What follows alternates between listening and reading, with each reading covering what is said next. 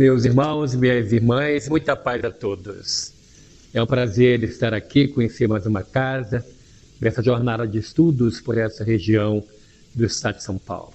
Uma alegria muito grande, agradecemos a USE por esse convite, por estarmos aqui. A doutrina espírita, ela tem pontos de fé, ou seja, em que nós acreditamos, em que se baseia a crença espírita. São 5 pilares ou 5 pontos que caracterizam o nosso modo de entender o divino, a relação do divino conosco e o que nós entendemos da vida. Então nós aprendemos, porque os espíritos ditaram, o professor Allan Kardec, isso, na organização da codificação espírita, que existe um Deus só. De essência e bondade, eternamente justo e bom, e outros atributos da divindade. Também aprendemos que o segundo ponto básico é a imortalidade do espírito. A partir do momento que Deus nos cria, nós não vamos morrer. Deus é eterno, que não teve um início e não terá um fim. Nós, diferente de Deus, por consequências naturais, nós somos imortais. A partir do momento que Deus nos cria, nós não vamos mais morrer. O corpo físico que nós utilizamos para estarmos encarnados, esse segue uma lei natural do crescer, amadurecer, envelhecer. O corpo adoece e nós saímos, como a borboleta sai de um casulo, mas continuamos vivos. Então, a imortalidade da alma é um ponto básico da fé espírita. Um outro é a reencarnação. Nós acreditamos na reencarnação, diferentemente de outras formas de entender esse princípio básico, como, por exemplo, os indianos, aqueles que são da fé hinduísta, que acreditam que é possível retroagir. Aquele que começa a reencarnar como homem, devido à sua má conduta, pode voltar a reencarnar no reino animal. Nós não. Nós somos evolucionistas, ou seja, nós só vamos nos adiantar. Viemos para crescer espiritualmente. A partir do momento que nós começamos a reencarnar como homens, e aí eu digo homens que é homem e mulher, nós só vamos evoluir. Então a reencarnação é o meio através do qual nós vamos evoluir espiritualmente. E é necessário que voltemos a viver em corpos de carne, quantas vezes forem necessárias, para que possamos entender a lei de amor, justiça e caridade.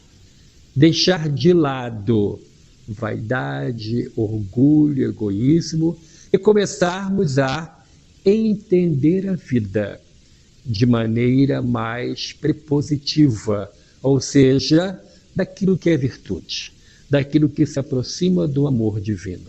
Então, nós somos reencarnacionistas, nós acreditamos na reencarnação e vamos voltar a viver muito tempo na Terra, porque é um planeta que se assemelha ao nosso estágio de evolução espiritual. Um outro ponto básico é a comunicabilidade entre nós, encarnados, e aqueles que já desencarnaram, os desencarnados. A conversa entre encarnados e desencarnados é um ponto básico da fé espírita. E nós entendemos isso com seriedade. Ou seja, quando o assunto é sério, é possível nas reuniões de intercâmbio espiritual, onde há o socorro, o direcionamento, a ajuda, o esclarecimento, é possível a comunicabilidade. De modo ordinário, nós nos comunicamos com aqueles que já nos antecederam na grande viagem, através dos sonhos. Normalmente nós sonhamos com aqueles que já partiram, porque continuam vivos. Um dia será crença comum. Todo mundo vai acreditar de que ninguém morre. Efetivamente ninguém morre. Nós continuamos vivos após a morte do corpo físico. Então, o quarto ponto básico é a comunicabilidade entre encarnados e desencarnados, ou do portão para fora entre vivos e mortos. E o quinto ponto básico é a pluralidade dos mundos habitados. Para nós espíritas, a vida não é só na Terra. Existe vida em outros planetas. E recentemente saiu na mídia que a Casa Branca convocou líderes religiosos de diversas religiões para, com muito tato, falar para eles que eles teriam uma novidade que iria abalar os alicerces das religiões do mundo. Que eles iriam dizer e provar que existe vida fora da Terra. E aí eu pensei comigo, é porque eu não tenho um e-mail de lá, né? Eu não tenho o WhatsApp deles. Quer dizer, por que não chamam um espírita? Se chamasse, nós íamos dizer, para nós não é novidade. Nós já sabemos que existe vida em outros planetas. Aquele grande compositor italiano, Rossini, ele vive em Júpiter. São Luís, rei da França, aquele que ajudou o professor Allan Kardec no trabalho da codificação, ele vive em Júpiter. Então, para nós, existe vida em outros planetas, não é novidade nenhuma. Mas como somos ainda uma ínfima parcela da humanidade, né? A crença espírita, aqueles que acreditam nos postulados espíritas, ainda é um número inferior, nós não fomos nem considerados pelo censo norte-americano, não fomos chamados. Apesar de lá, nos Estados Unidos, ter uma associação nacional dos centros espíritas e em todo o país tem hoje 60 centros espíritas. É um ganho para um país que, aonde, com todo respeito, o materialismo e o consumismo campeiam. Acreditar numa fé raciocinada que nos coloca para pensar nas consequências dos nossos atos, pensamentos, ações, é algo que difere de tudo. Então a fé espírita se baseia nisso. E um ponto básico que eu gostaria de tratar hoje dentro do assunto, que é os mecanismos da misericórdia de Deus em nossas vidas, como que Deus nos socorre, é a lei da reencarnação. Através da reencarnação, nós vamos encontrar e reencontrar pessoas com as quais temos a necessidade de conviver. Daí, um dos verbos mais difíceis de serem conjugados na Terra, sinceramente falando, é conviver. E algumas pessoas que não são espíritas vêm à casa espírita em busca de explicações e perguntam: por que meu filho é tão diferente de mim? Por que ele tem assim uma dificuldade de se relacionar? Eu amo tanto ele. Por que tem esse problema? E aí temos que começar a explicar sobre a lei da reencarnação, que quando bem entendida, bem sentida, nós vamos descobrir o porquê das dificuldades no relacionamento e como que acontecem os encontros e os reencontros.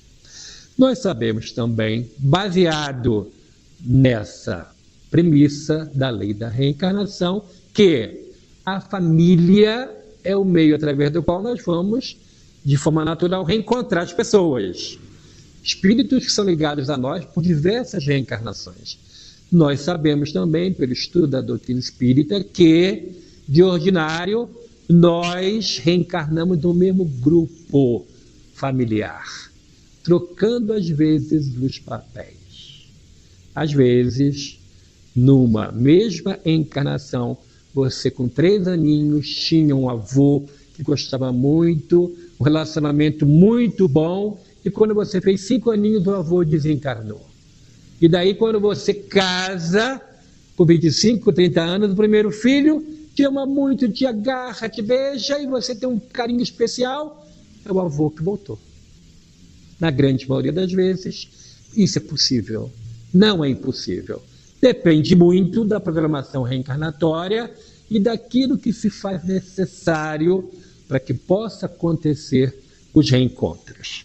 Mas quando, dentro da lei natural, e nós temos que passar pelas provas ou expiações, o marido ou a mulher não tem condições biológicas de exercer de maneira natural a materno-paternidade. E aí recorre para a adoção. A adoção também é um meio através do qual os espíritos chegam até nós. E existem filhos adotados, onde temos um carinho tão profundo que não conseguimos diferenciar os naturais dos adotados. Porque a adoção é um detalhe. Para nós espíritas que acreditamos na reencarnação, é um reencontro necessário para que, através daquela convivência, se possa também resgatar erros de um passado. Feito esse preâmbulo, vou convidá-los a fazer um passeio no tempo e no espaço. Vamos no ano de 2004, a cidade é Paris, vamos a um centro de convenções do lado do Rio Sena, que foi alugado pelo Conselho Espírita Internacional para acontecer um Congresso Espírita Mundial, aonde se comemorou o 2º centenário de nascimento de Allan Kardec. Um evento grandioso, com muita gente, e do qual eu e a minha esposa tivemos a honra de participar, com um grupo imenso de brasileiros que fomos para lá também. E lá fizemos amizade com um casal de portugueses que viviam na França há muitos anos e que já tinham a dupla cidadania. Então, portugueses com franceses ou franco-portugueses. Tinham a dupla cidadania, eram portugueses em Portugal e lá eram franceses. E conversamos muito, fizemos amizade, e tínhamos ainda, ao final do congresso, mais 6 dias para ficar lá na França, e nos convidaram para ficar na casa deles. E a casa deles era mais ou menos, aqui é Paris, e a casa deles era ali em Pedreira. Mas imagine que de Pedreira para cá tivesse um trem rápido, um trem daqueles TGV, que 400 por hora, e só vai parar de uma estação para outra, né? Como se fosse assim, de Copacabana para Alcântara, né? Lá no estado do Rio, direto, não para. E tinha alguns horários de trem que era assim, era um trem rápido, e aí nós ficamos na casa deles, e no último dia, arrumando as malas, eu vou colocar codinome, vai que alguém conhece, né? É Maria e José, vamos dizer assim.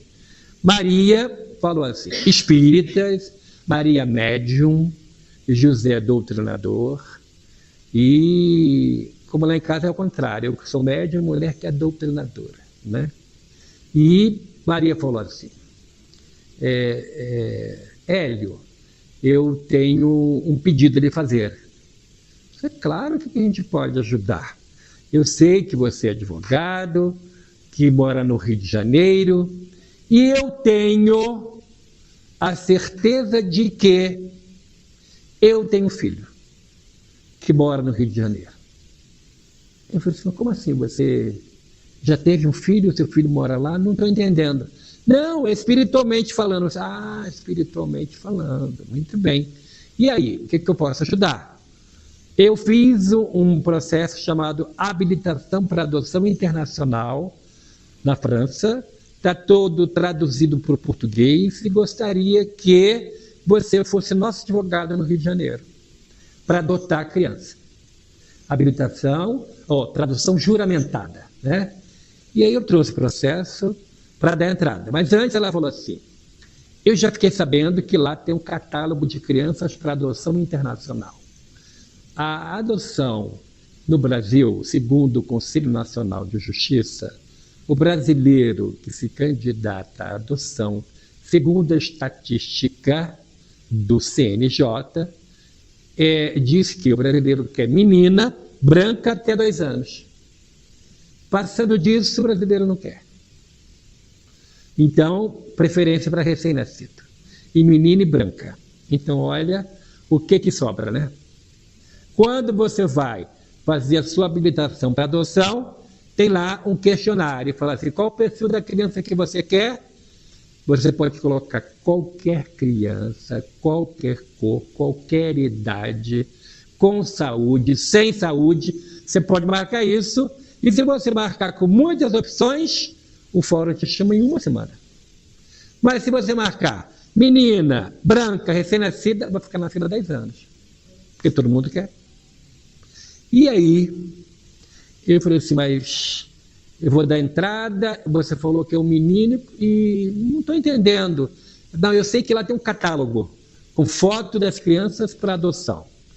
Para adoção internacional, são crianças acima de 6 anos, crianças com doenças incuráveis, crianças com deficiência em nascença, sem uma perna, sem um braço, são crianças colocadas para adoção internacional e realmente tem um catálogo.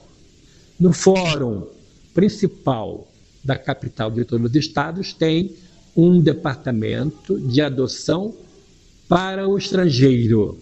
E diferente daqui, o casal ou a pessoa que pretende adotar a criança, eles são estrangeiros, teve que ficar no Brasil 6 meses no processo de namoro, para evitar o quê? O tráfico de crianças.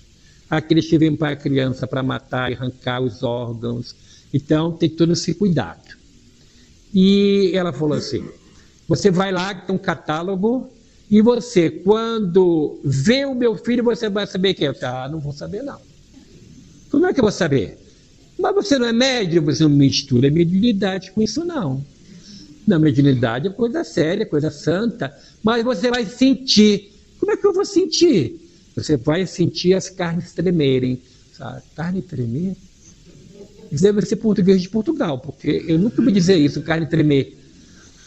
Bom, vim, dei entrada, depois de percorrer todo o trâmite, fui ver o tal catálogo das crianças.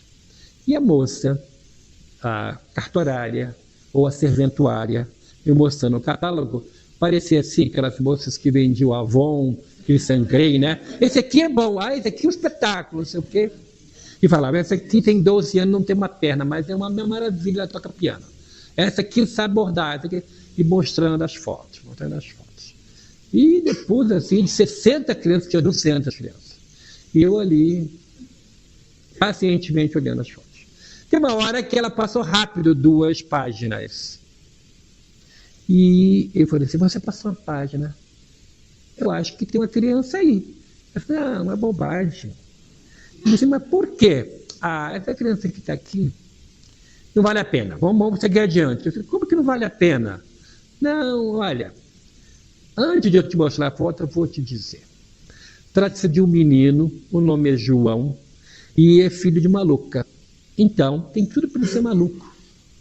Ele não fala, ele não interage, não sabe ler nem escrever.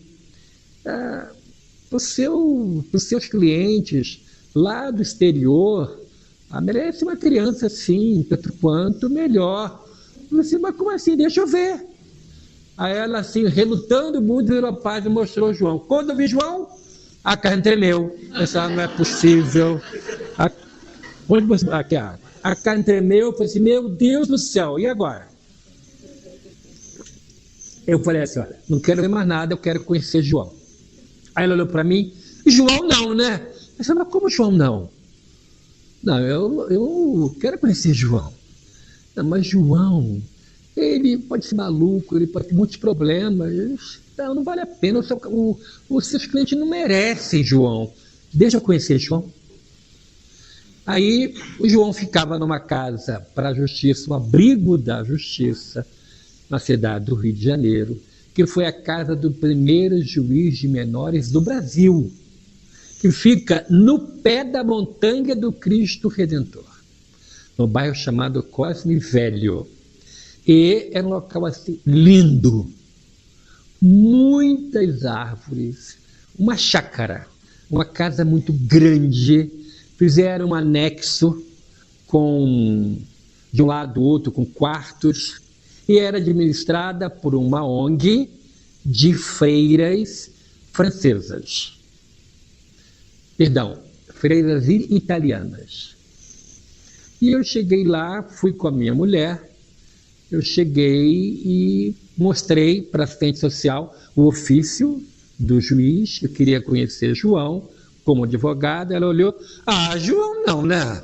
Aqui tem mais de 200 crianças, eu quero conhecer João. Mas os meus clientes querem conhecer João. Aí tive que me impor como advogado. Eu vim para conhecer João. Aí nos levou para a Madre Superiora. Eu tinha acabado de fazer um curso de italiano, 2 anos e meio, e eu cheguei para a freira, buongiorno, ela, por favor, parliamo em português. Estou querendo gastar meu italiano, ela não quer.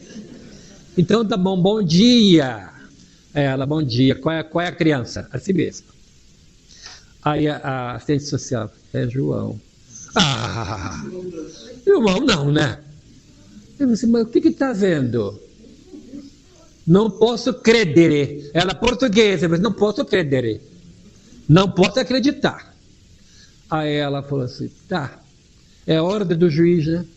Manda chamar João. João era magrinho, igual, se ficasse de lado você não via. Um palitinho, desse tamanho assim, os olhos enormes. E tinha uma porta atrás da mesa da Madre Superiora. Eu e minha mulher sentados num sofá de 2, e tinha um outro sofá assim de 2 de lado. Em frente para a Madre, a porta abriu, o assistente social trouxe João, ele pegou a mão da Madre, sua bênção. Deu uma bênção, a minha mulher falou assim, se a sua cliente não quiser, eu quero, gostei. Eu disse, você fica na tua, não está na nossa hora, a gente não tinha filho ainda. E aí, João veio, olhou para mim, sério, olhou para minha mulher, sério, e falou para a irmã, posso sair? Aí eu fiz para a irmã, não adianta forçar, pode sair. Saiu, era a hora do recreio. E eu tinha que mandar uma foto do João para Maria e José. Mas só que não podia tirar foto de criança à disposição da justiça. É um crime, como advogado eu sempre não posso. Mas posso tirar foto de jaca. E tinha uma jaca desse tamanho. Eu falei, João, segura aqui, fica do lado da jaca. Qualquer coisa eu tirei foto da jaca. E João estava ali. Quem podia dizer que não foi da jaca? Advogado tem saída para tudo, não é? Tirei foto. Aí naquele tempo que não tinha WhatsApp, não tinha nada disso, só tinha fax. Passei pelo fax, 3 da manhã o telefone toca. Aí eu olhei para minha mulher, para você, a família é sua, gente sua. Ela, não, 3 da manhã não tem ninguém me ligando. Aí eu fui atender. Alô, você sim, dormindo ainda, né, naquele. É Maria da França. Eu falei assim, meu Deus, eu estou recebendo ligação de um espírito que no mínimo foi rainha da França, é Maria da França. Maria da França. Aí minha mulher, quem é? Eu falei, Maria da França. Quem é Maria da França? Eu falei, Maria da França. Aí minha mulher, não é Maria, esposa de José? Ela escutou. Sim, sou eu. É ele. Ele quem, Maria? 3 da manhã aqui, desculpa, não vi o fuso horário. 3 da manhã aqui, Maria. É ele que é meu filho. Aí a cara tremeu de novo. Bom, e agora? E agora que eu já resolvi aqui, já comprei as passagens, chegamos depois de amanhã em sua casa, vou ficar com vocês 6 meses. A gente não tinha filho, ia ficar com um casal 6 meses lá. Bom, é o mínimo que a gente pode fazer, né? E aí, vamos lá, pedir autorização ao juiz para o casal pretendente e conhecer o menino. Chegamos lá, falei para a Madre Superiora, o futuro pai e mãe de João estão aqui. Como é que o senhor sabe? Vieram conhecer, vieram da França conhecer. Chama João. Veio João. Eu e minha mulher sentados do lado assim, da freira, João e José em frente para a freira. João entrou. Passou por nós, a minha mulher catucou de novo. Se ela não gostar, eu quero, fica quietinha. Passou por José, deu um meio sorriso, passou em frente a Maria, parou. Todo mundo olhou. Parou, colocou as duas mãozinhas no rosto de Maria e falou assim: quer ser minha mãe? Todo mundo chorou. Até a Madre Superiora chorou. E ali começou um reencontro, que só a reencarnação explica. E, dando continuidade ao processo, fomos na audiência. A promotora, Dorona. Ele não sabe ler, não sabe escrever, já tem 8 anos, filho de uma louca, vai querer a si mesmo? É meu filho. Você cego, surdo, mudo, é meu filho, eu levo.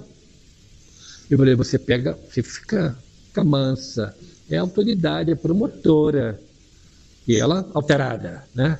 O jeito natural dos portugueses em ser, né? Eu sou português 2 vezes, Ribeiro e Loureiro. Então eu estou em casa para poder falar. E aí, a juíza falou, a senhora tem certeza? É filho de uma maluca. Pode ser maluco. O garoto não sabe ler nem escrever. Aí ela aprendeu uma frase que, na verdade, era normal em Portugal, mas aqui é feio falar. Que me importa? Você não pode falar assim com a juíza. Que me importa? Eu falei, pronto, agora vai sair presa. Que me importa? Vai ser alfabetizado em francês. A juíza bateu o martelo. O que ela fez? Com a certidão na mão, ela foi primeiro no consulado francês. Quero o passaporte de meu filho. Filho de franceses, franceses passaporte francês. O garoto entrou na França não como um brasileiro estrangeiro, entrou na França como um francês que voltou para casa. Mulher inteligente, né? Foi para um colégio, uma escola para estrangeiros, para crianças estrangeiras, para aprender o francês. É um curso de 9 meses. Em 6 meses, ele falava, lia, escrevia e pensava em francês. Uma raridade. E aí, a diretora chamou e falou assim, olha, nunca vi um caso desse. Agora a senhora percebeu o sotaque dele? Quem na sua casa, que é da região dos Pirineus, que são os Alpes que dividem a França da Espanha? Ninguém. Ele tem um sotaque daquela região. Aí eu nunca tinha percebido. Bom, passou. Foi para um colégio para franceses, crianças francesas. Já entrou na 3ª série, que já sabia ler, escrever. Vou falar os números antigos, que eu não sei esse negócio de hoje em dia. Né? Entrou, no primeiro ano, ele foi o melhor aluno da classe. 10 em tudo. No segundo ano, o melhor aluno da série dele. No 3º ano, o melhor aluno da escola. Com 15 anos, ele já estava pronto para o antigo 2º grau. E aí o pai, quando chegou nos 18 anos, o pai falou assim, você quer servir no exército, na marinha ou na aeronáutica? Que aqui tem que servir. Você é francês, você tem que ir para as forças armadas. Pai, eu quero marinha, diferente do exército. Eu quero marinha. Por quê? Porque eu sei que lá eu já posso entrar e ir direto para a escola de engenharia da marinha. Como assim, meu filho? Tem uma prova que a gente pode fazer. Eu me alisto para servir a pátria, mas já posso fazer uma escola. Escola de quê? Escola de engenheiro de nanotecnologia. Aquela engenharia de coisas minúsculas, da marinha. Aí o pai foi ver. Meu filho, são 4 vagas para a França inteira. Não, pai, 3. 4. 3 porque uma é minha. Eu vou passar. Vai passar? Vou passar. Aí Maria, deixa ele. A vaga dele já está pronta. Ela acreditar muito no filho. O menino fez a prova. Passou. Fez 5 anos de engenharia na Marinha da França. Formou-se engenheiro. Engenheiro e já com título de capitão da Marinha. Começou com 20 e poucos anos, com salário lá no alto. Conheceu uma menina. Casou-se, comprou um apartamento na beira do Atlântico, numa região bonita de praia. E aí dá vontade de ir lá na freira, né? João não, João sim. Temos que dar as oportunidades do reencontro. Então, quando pela via natural os filhos não vierem, não esqueça que Deus pode estar dizendo, vai para a adoção. E pela via da adoção, os reencontros acontecem. Os filhos chegam. Aqueles que devem ter o compromisso chegam até nós.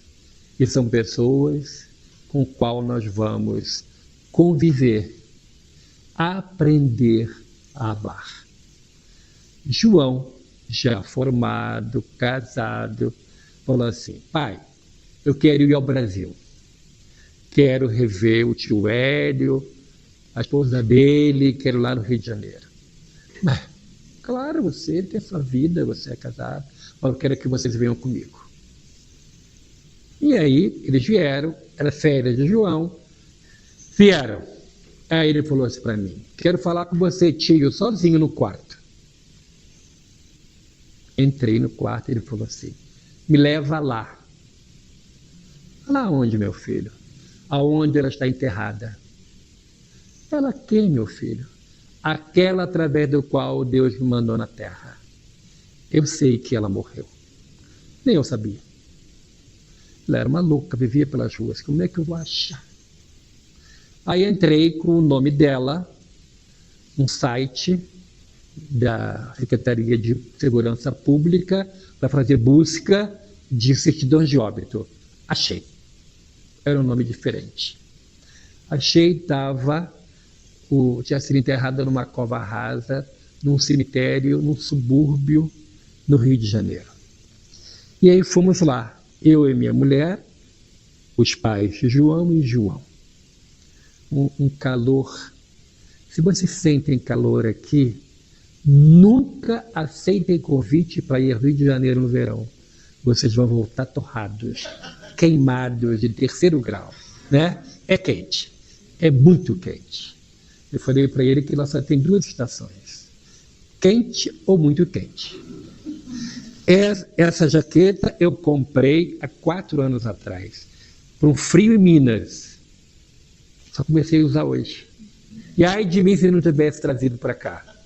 Eu tinha virado picolé. Porque lá o nosso frio máximo é 19 graus e as pessoas saem andando de edredom na rua. 19 graus. Então, lá estava um calor enlouquecedor.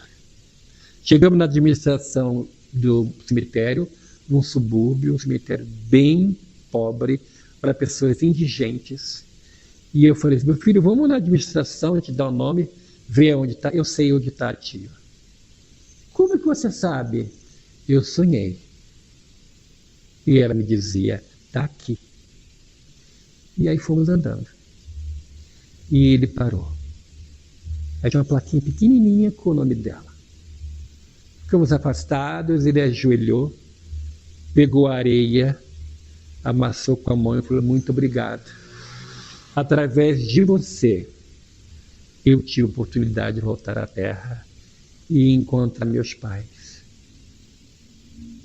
Aquilo foi tão emocionante que até o administrador do cemitério chorou. Ele veio da França para agradecer a ela. E aquilo foi tocante. Passeamos, depois aproveitaram, foram conhecer outras partes do país, foram embora. Passado um mês que eu tinha ido embora, o telefone tocou 3 da manhã de novo. Anos depois, o telefone tocou 3 da manhã.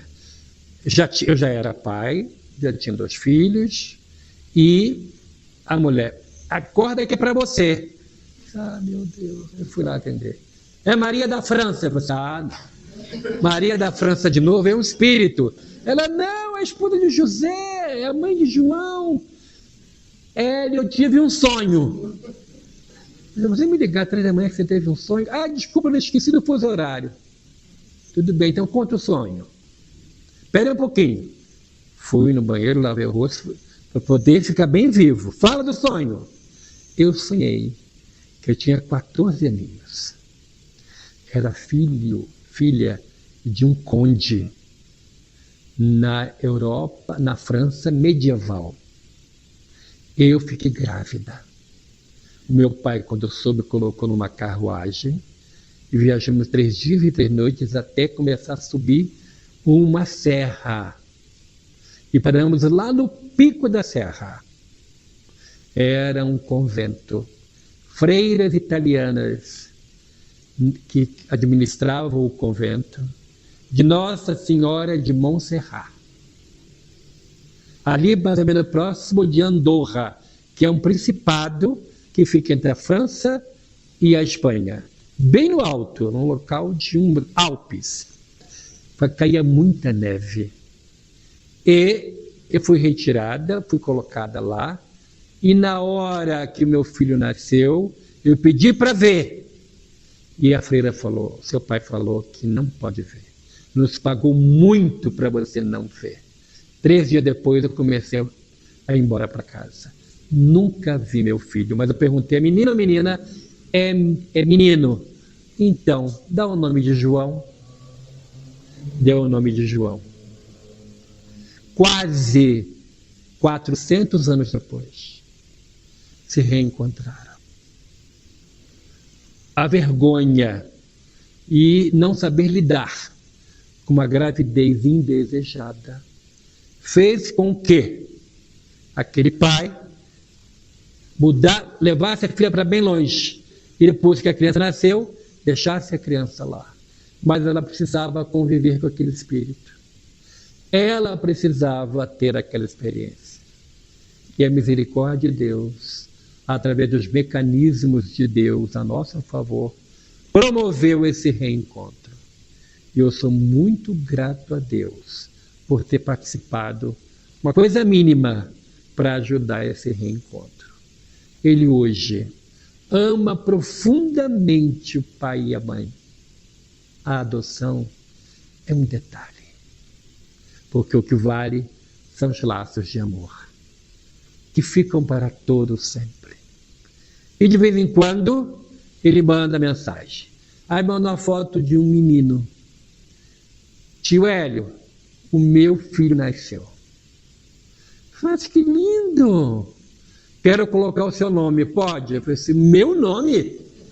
Mas não tem nem Hélio na França? Não, aqui tem alguma coisa parecida. Eu falei assim, meu filho, vê se a sua mulher quer. Sempre no fundo que manda a mulher. Né?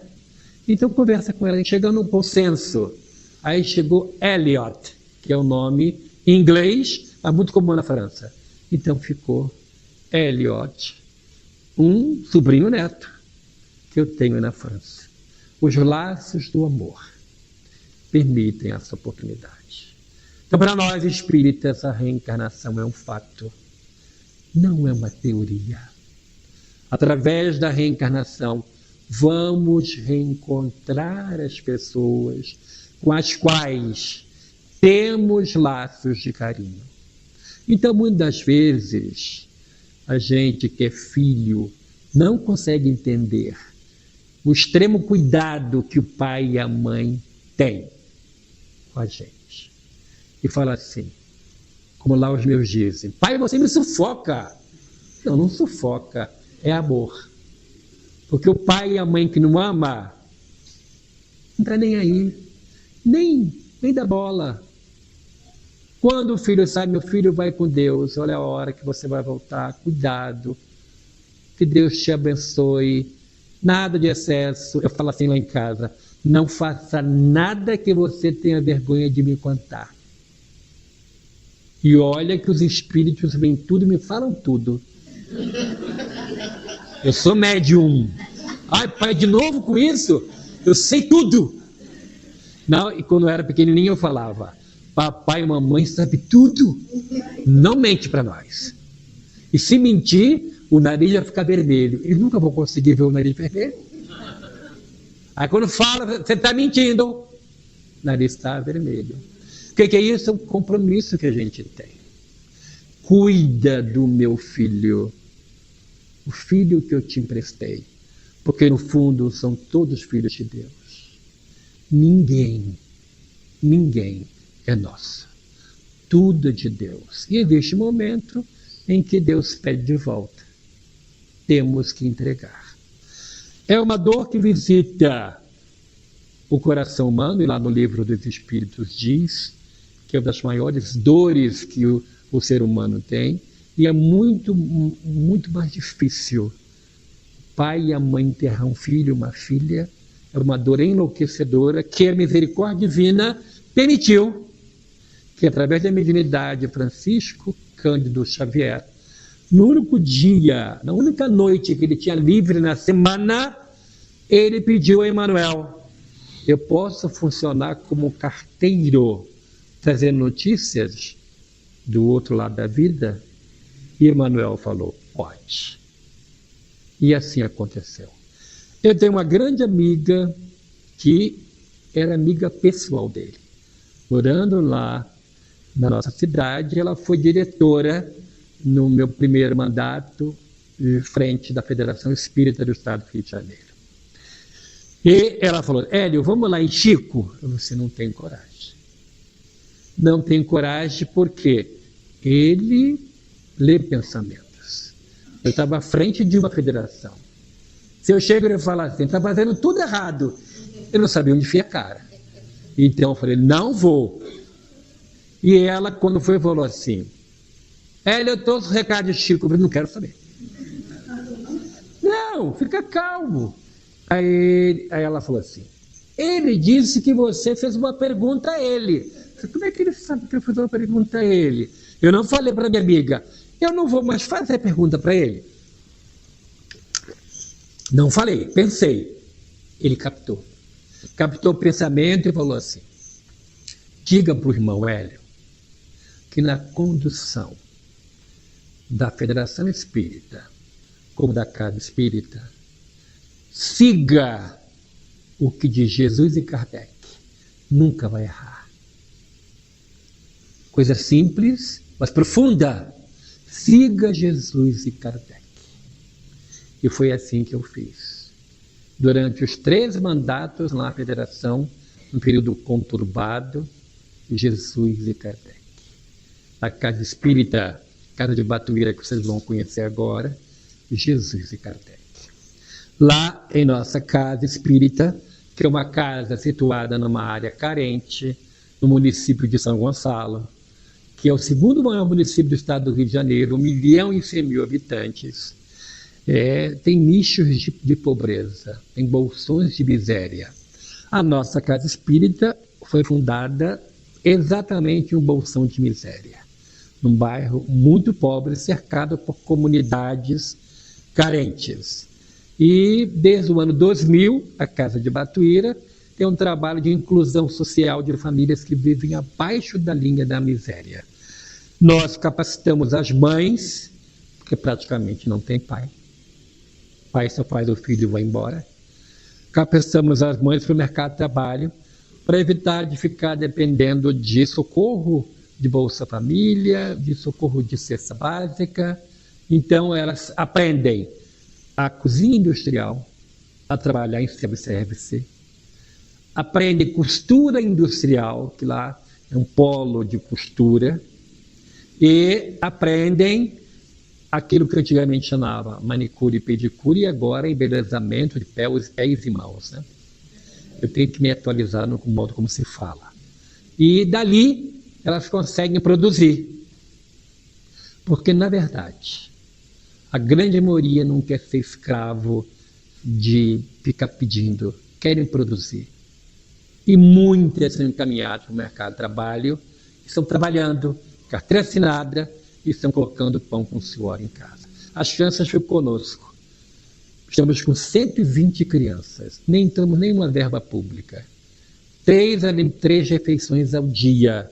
Temos voluntários, médicos, dentista, psicólogo, psicopedagogo e vários outros voluntários que vão atender as crianças para dar um novo rumo na vida delas.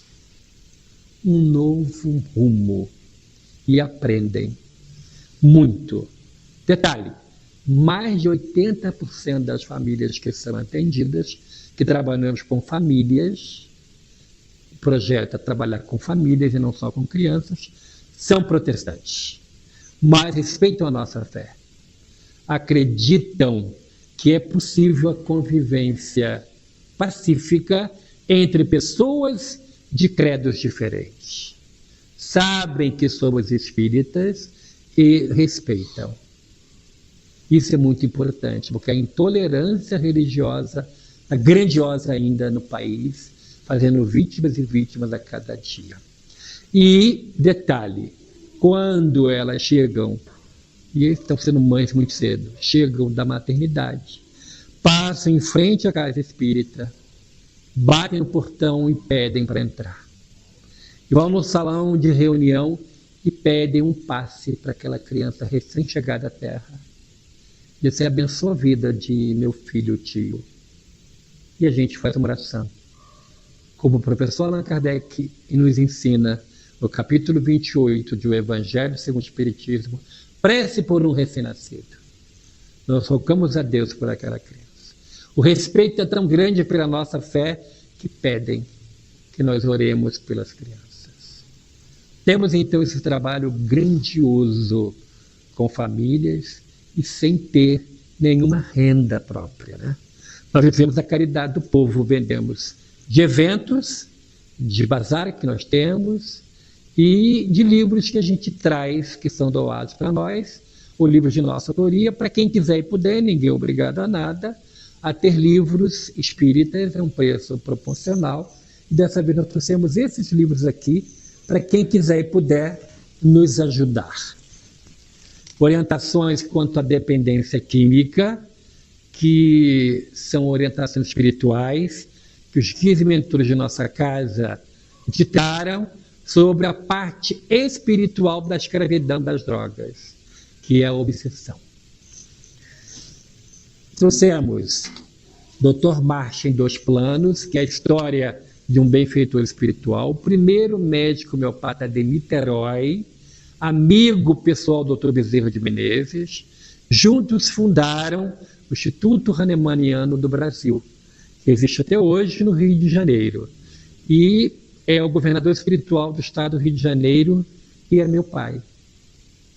É um espírito muito querido, que eu amo muito, que me ama muito. E eu tive a honra de fazer o prefácio desse livro. Educação para o Mundo Melhor, de Lúcia Moisés, que é a tarefeira da casa, fala sobre a responsabilidade espiritual dos pais. Para além das telas digitais, que fala sobre o problema da escravidão das telas, muitas crianças entrando em problema, e adultos também, então também da Lúcia Moisés. E João e a Perna de Pau, que fala sobre a inclusão de crianças com necessidades especiais. Estaremos ali ao final, para quem quiser e puder.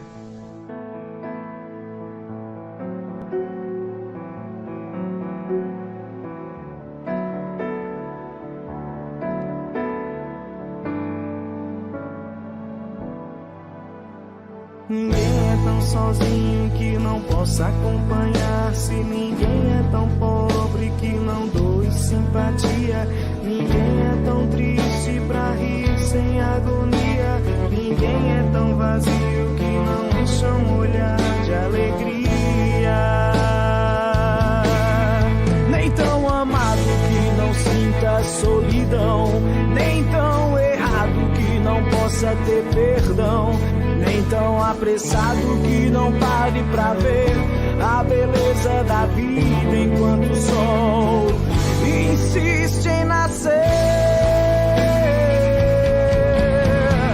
Liberte-se, libere o ar em forma de canção. Nem tanto, nem tão pouco, nem um canto, nem imensidão.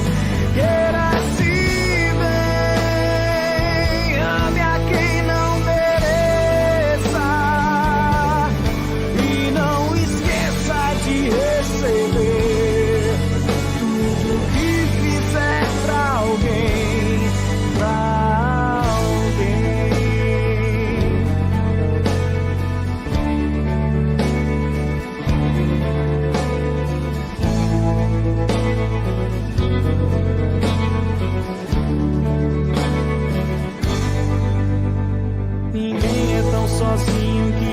possa acompanhar. Se ninguém é tão pobre que não doe simpatia, ninguém é tão triste pra rir sem agonia, ninguém é tão vazio que não encha o olhar de alegria,